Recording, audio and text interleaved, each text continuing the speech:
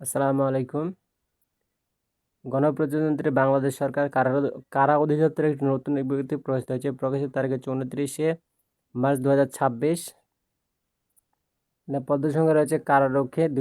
দুইটি ক্যাটাগরি রয়েছে, পুরুষ এবং মহিলা। পুরুষদের ক্ষেত্রে এখানে বেতন রয়েছে 17, পদ সংখ্যা রয়েছে 450টি। এসএসসি পাস করতে হবে এবং উচ্চতা হতে হবে 5 ফুট 6 ইঞ্চি। বুকের মাপ হতে হবে 2 ফুট 8 ইঞ্চি। ওজন হতে হবে 52 কেজি। মহিলা কারারক্ষী বেতন গ্রেড 17। এখানে 22টি পদের সংখ্যা রয়েছে। এসএসসি পাস করতে হবে। উচ্চতা 5 ফুট 2 ইঞ্চি হতে হবে। বুকের মাপ 2 ফুট 6.24 ইঞ্চি হতে হবে। ওজন হতে হবে 45 কেজি। আর মোট পদের সংখ্যা রয়েছে 472টি। প্রার্থীর বয়স 1/4/2026 তারিখে, বিজ্ঞপ্তি প্রকাশের তারিখে 18 হতে 21 বছরের মধ্যে হতে হবে।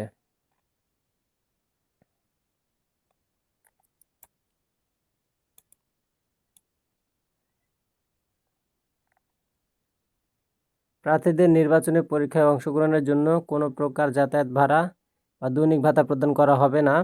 অনলাইনে আবেদন পূরণ সংক্রান্ত নিয়মাবলীর শর্ত। যারা আবেদন করতেন তারা এই ওয়েবসাইটে ঢুকে আবেদন করতে পারবেন। এখানে অনলাইনে আবেদনের ফর্ম পূরণ ও পরীক্ষার ফি জমাদানের শুরু তারিখ হচ্ছে 9/4/2026 সকাল 10 ঘটিকা হতে।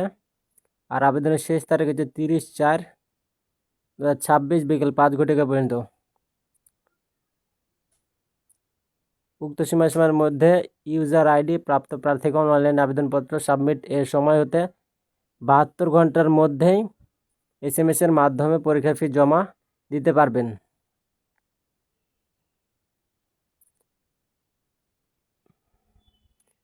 যে কোনো টেলিটক প্রিপেড মোবাইল নম্বরের মাধ্যমে SMS এর মাধ্যমে পরীক্ষার ফি 50 টাকা এবং সার্ভিস চার্জ 6 টাকা সহ 56 টাকা পরিশোধ করতে হবে।